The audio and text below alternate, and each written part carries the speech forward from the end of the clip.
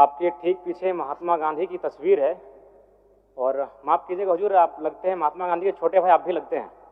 आपकी कद काठी, आपका वेशभूषा, आपकी सारी बनावट भी एकदम बापू गांधी की तरह लगती है। वैसा तुलना उचित नहीं है जयराम जी। गांधी जी का एक कथन था, राष्ट्रपिता थे, हम लोग साधारण आदमी हैं। चलिए, गांधी साहब कम नहीं है और आपसे पाददेश पर बैठने का मौका मिला है, हम लोग के लिए काफी है। चलिए, गांधी जी का एक कथन था, भारत की आत्मा बसती है गांवों में, गांवों की आत्मा बसती है किसानों में और किसानों की आत्मा बसती है खेत खलिहानों में। महोदय, कृषि पशुपालन सहकारिता के मद में 4,587 करोड़ का जो बजट निसंदेह सराहनीय है। सरकार के दावे मजबूत हैं और बजट भी लाजवाब है, लेकिन सच्चाई भी यही है अध्यक्ष महोदय कि झारखंड राज्य में 4,402 पंचायत हैं।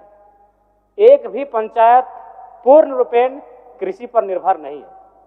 मैं आपके माध्यम से विभागीय मंत्री महोदया से आग्रह करूंगा कि एक पंचायत का उदाहरण प्रस्तुत कीजिएगा वित्तीय बजट वर्ष में। एक पंचायत, 4,402 पंचायत में आप एक पंचायत को चुनौती के रूप में स्वीकार कीजिए और उसे पूर्ण रूपेण कृषि पर निर्भर बनाइए। मैं यह मंत्री महोदया से आग्रह करता हूं। अध्यक्ष महोदय, निसंदेह आज इस राज्य की समस्या बेरोजगारी है, आज इस राज्य की समस्या पलायन प्रवास है और इन सारी समस्याओं का निदान है कृषि।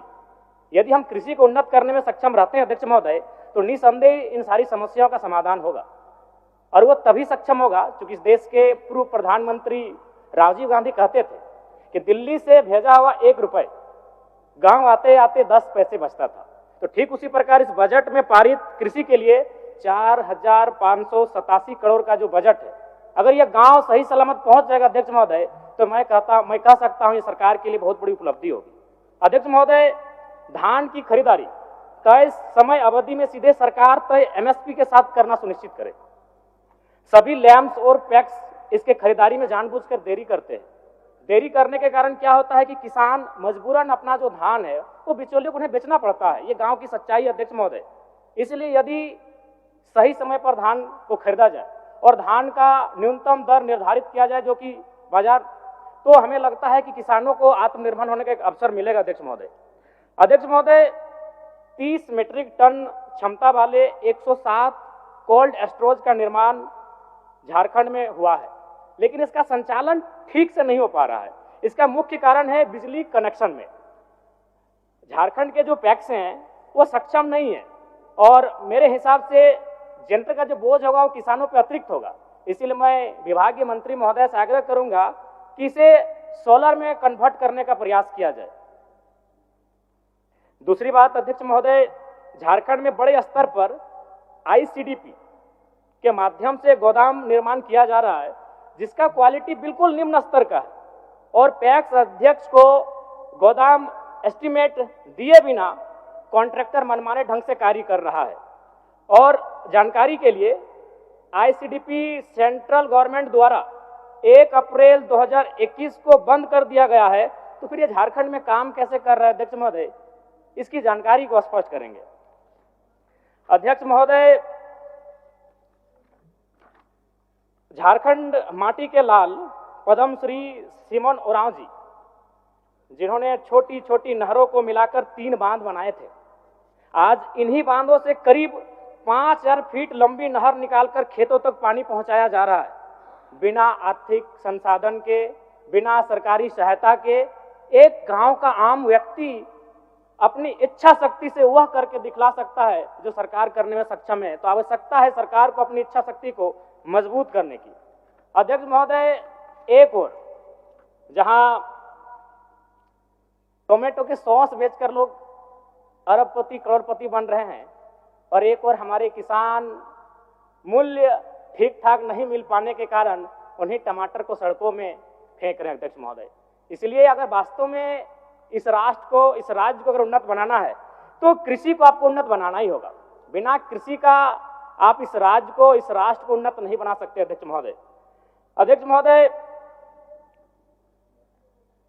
जब किसान चाहे आलू रहे या टमाटर रहे उचित मूल्य नहीं मिल पाता है तो कहीं ना कहीं उसका भारी मात्रा में नुकसान हो जाता है। आज 118 गोदामों के निर्माण के लिए 259 करोड़ 52 लाख रुपए को उपबंध किया गया है।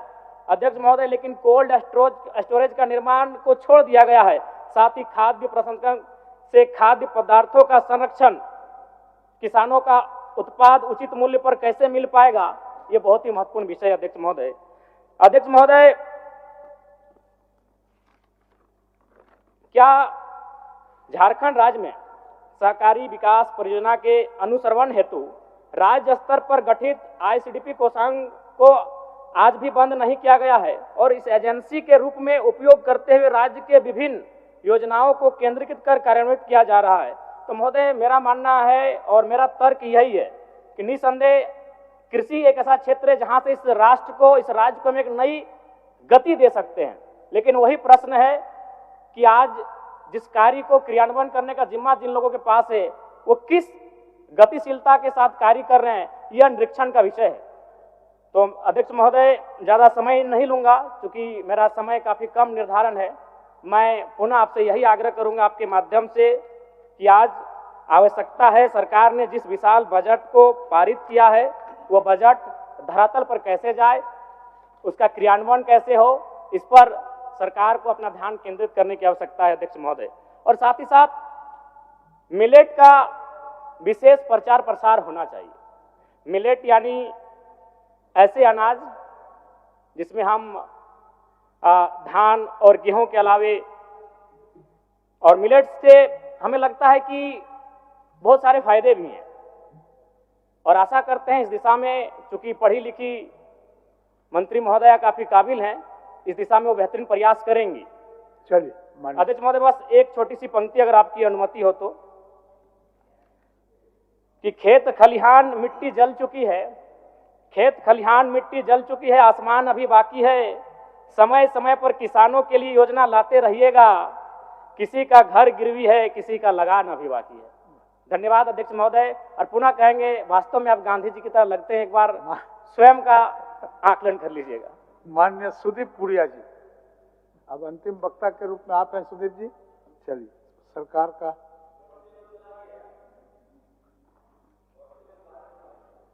इसीलिए मैंने गांधी से तुलना किया है मंत्री महोदय। गांधी जी के नीचे बैठे हुए इसीलिए बोले। धन्यवाद। और आप सारे लोग नीचे ही हैं, पाददेश पर हैं, इसलिए सारे लोग हैं। अध्यक्ष महोदय, धन्यवाद। और सबसे पहले मैं धन्यवाद देता हूं हमारे परमादरणीय विष्णुगुरु शिबू सोरेन और झारखंड के यशस्वी मुख्यमंत्री हेमंत सोरेन जी और वित्त मंत्री माननीय राधाकृष्ण किशोर जी, आपके द्वारा एक सकारात्मक सोच के साथ बजट पेश किया गया है। और आज मुझे कृषि पशुपालन सहकारिता विभाग पर सरकार की ओर से पक्ष रखने के लिए मैं खड़ा हूं। हम विकास की पैमाना तब तक तय नहीं कर सकते जब तक यहाँ के किसान समृद्ध नहीं होंगे। और ये जो झारखंड का जो बजट है, ये सकारात्मक सोच के साथ पेश किया गया बजट है। और हमारे यशस्वी मुख्यमंत्री हेमंत सोरेन जी जब से मुख्यमंत्री बने हैं, किसानों में एक आशा और एक उम्मीद जगी है। इसका हम उदाहरण हम देख सकते हैं। 2019 में जब हेमंत सोरेन की सरकार बनी तो कोरोना जैसे महामारी आई, लेकिन उसके बाद भी हमारे यशस्वी मुख्यमंत्री, इसीलिए बोला जाता है हेमंत है तो हिम्मत है, उन्होंने हिम्मत दिखाते हुए 50,000 तक का लोन को माफ करने का काम किया। शुरू 50,000 हुआ था, शुरू 50,000 हुआ, उसके बाद ये निरंतर चलता रहा। हेमंत सोरेन जी के एक सोच से किसानों को उम्मीद जगी है, क्योंकि मैं बिरसा मुंडा जी के जन्मस्थली जिला खूंटी से आता हूं। मुझे याद है जब भारतीय जनता पार्टी की सरकार थी, उस समय हम खेती की बात नहीं, उस समय हम अपनी जमीन को बचाने की बात कर रहे थे। मुझे याद है CNTS पेटी एक्ट में जब संशोधन किया गया तो जमीन बचाने के लिए हमारे लोग रांची आ रहे थे तो लोगों को रांची भी नहीं आने दिया गया और उस समय एक हमारा अब्राहम मुंडू शहीद हो गए CNTS पेटी एक बचाने। मेरा कहने का मतलब है कि किसान चिंतित थे, परेशान थे भाजपा के कार्यकाल में, लेकिन हेमंत सोरेन जी के सरकार ने जब सरकार आई, कोरोना जैसे बीमारी के बाद भी 50,000 रुपया लोन माफ किया। उसके बाद हम यहाँ देखेंगे कि हमारे किसानों ने अन्य राज्यों के किसानों की तरह आत्महत्या नहीं किया, क्योंकि वे जानते थे अब हमारा कोई मसीहा अगर है तो हेमंत सोरेन है। तो इसके लिए उन्होंने काफी काम किया है। यहाँ के किसानों को समय समय पर बीज उपलब्ध कराई गई है। यहाँ के किसानों को जो बोझ से दबे हुए थे उन बोझों को काम किया गया है।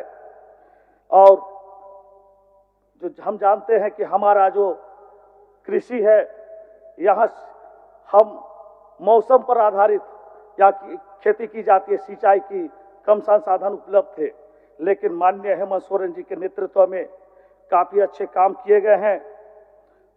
विगत समय में यहाँ पर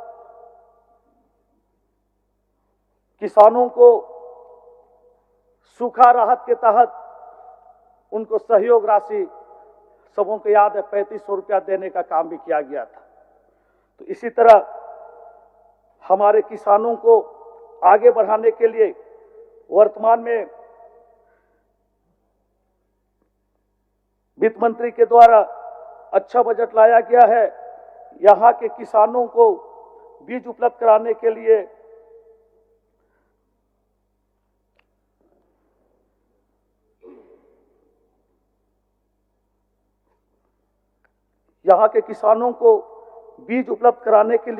यह राशि की गई है।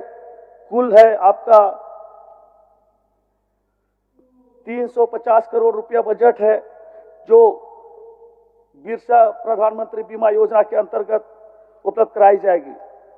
और सिंचाई के लिए यहाँ पर तालाबों का जीर्णोद्धार हुआ है और इस जीर्णोद्धार के माध्यम से आज किसान लाभान्वित हो रहे हैं। डीप बोरिंग के लिए भी यहाँ पर व्यवस्था है। कुल 203 करोड़ 40 लाख रुपया का बजट का प्रस्ताव है। ये स्वागत योग्य है। महोदया, कृषि के क्षेत्र में अगर हम आगे बढ़ने की बात करें तो आज के युग में हम विज्ञान और हमारे जो संसाधन है, ट्रैक्टर है, पावर टेलर है, पंप सेट है, इन सबको छोड़कर हम आगे नहीं बढ़ सकते हैं। लेकिन विगत समय में सरकार ने हमारे 8400 लाभुकों को 8400 लाभुकों के लिए 184 करोड़ रुपए का बजट का प्रस्ताव पारित किया है। ये बहुत स्वागत योग्य है। और हमारे कृषि मंत्री भी ऊर्जावान है, युवा है। इनके नेतृत्व में आने वाले समय में निश्चित रूप से हमारे किसानों को लाभ होगा। महोदय, पशुपालन, हम खेती किसानी की बात करें और पशुपालन अगर ना हो, पशुधन ना हो तो अधूरा है। और जिस तरह से माननीय हेमंत सोरेन जी ने योजना लाए हैं, मुख्यमंत्री पशुधन विकास योजना, इसके अंतर्गत हमारे लाभुकों को आज गाय उपलब्ध कराई जा रही है, शुक्र उपलब्ध कराई जा रही है, मुर्गी उपलब्ध कराई जा रही है। इसके माध्यम से आज किसान समृद्ध हो रहे हैं और आगे बढ़ रहे हैं। और वर्तमान में हमारे वित्त मंत्री के द्वारा भी इसके लिए भी अच्छी खासी बजट पेश किया गया है, जिससे कि आने वाले किसान हमारे लाभान्वित होंगे। महोदय, हम यहाँ पर हमारे जो समितियां हैं, सहकारिता समितियां हैं, उनके माध्यम से भी हमारे किसानों को प्रशिक्षण दिया जा रहा है। अभी फिलहाल ही माननीय कृषि मंत्री के द्वारा खूंटी में वेजफेड सीधू कानून सहकारिता संघ लिमिटेड के द्वारा प्रशिक्षण दिया गया, जिसके माध्यम से मेरे विधानसभा क्षेत्र तोरपा के लोग, बहुत सारे लोग आए, प्रशिक्षण प्राप्त कर वनोत्पाद के साथ साथ कृषि संबंधित वस्तुओं के बारे में विस्तार से जाना और उन्हें बेहतर करने का प्रयास के लिए वे लोग प्रशिक्षण प्राप्त करके गए हैं। तो आने वाला समय निश्चित रूप से हमारा ये बजट है, ये माननीय हेमंत सोरेन जी की एक सोच है, एक संकल्प है कि हमारा झारखंड आगे बढ़े, समृद्ध बने, इसी सोच के साथ आगे बढ़ रही है। और आने वाला समय में निश्चित रूप से हम लोगों को इसका परिणाम देखने को मिलेगा, क्योंकि हेमंत सोरेन जी के नेतृत्व में हर क्षेत्र में हम आगे बढ़ रहे हैं और अब लोगों में आशा जगी है, विश्वास जगी है और लोग दबे मुंह हमारे विपक्षी बोल रहे हैं कि हेमंत सोरेन जी के नेतृत्व में सभी क्षेत्र में बेहतर काम हो रहा है। ये देख रहे हैं लेकिन ये बोलना नहीं चाहते हैं, लेकिन झारखंड की जनता यहाँ की विकास को देख रही है। जिस तरह से यहाँ कृषि, पशुपालन, सहकारिता या अन्य विभागों में जिस तरह से आगे बढ़ रहा है झारखंड, निश्चित रूप से आने वाले समय में झारखंड अव्वल होगा, ये सर्वविदित है। और आने वाला समय हमारा झारखंड हेमंत सोरेन जी के नेतृत्व में स्वर्णिम काल होगा। इसी और आशा और विश्वास के साथ अपनी वाणी को विराम देता हूं। धन्यवाद। जोहार। सरकार का उत्तर कौन बोल रहा है, बताइए। अध्यक्ष महोदय, 2 लाख लोन माफ हुआ है। अध्यक्ष महोदय, हम सब जानते हैं झारखंड के तमाम जो किसान क्रेडिट जिन लोगों ने लिया है उन लोगों को 2 लाख रुपया लोन माफ हुआ है। अध्यक्ष महोदय, कुछ बैंक के द्वारा बदमाशी की जा रही है। मैं माननीय मंत्री जी को अवगत कराना चाहता हूं। बैंक कहता है अध्यक्ष महोदय कि खाता एनपीए नहीं है। एनपीए मतलब वो कहता है कि नहीं, मतलब एनपीए है, एनपीए है और राज्य सरकार बैंक को पैसा नहीं दिया, इसलिए माफी नहीं होगी। मैं माननीय मंत्री जी से आग्रह करना चाहूंगा कि स्टेट बैंक में माफी आया भी है तो मात्र 50 आदमी का, और जबकि हम लोगों के यहाँ किसान क्रेडिट जो है, केसीसी लोन जो है वो 400 लोगों का है। मंत्री महोदय, मैं आपसे आग्रह करना चाहता हूं अध्यक्ष जी के आसन के माध्यम से कि इस पे विशेष ध्यान दिया जाए। बैंक बदमाशी कर रही है, सरकार को बदनाम कर रही है, इसलिए मैं निवेदन के साथ कहना चाहूंगा कि 2 लाख जो लोन माफ हुआ है इस पे त्वरित कार्रवाई किया जाए और बैंक को, तमाम जितने भी शाखा बैंक है, चाहे स्टेट बैंक ऑफ इंडिया हो, बैंक ऑफ बड़ौदा हो, जो भी बैंक हो अध्यक्ष महोदय, वो कम से कम इसको लाभ इन लोगों को 2 लाख रुपया मिल सके पूरे राज्य को। बहुत बहुत धन्यवाद। चलिए,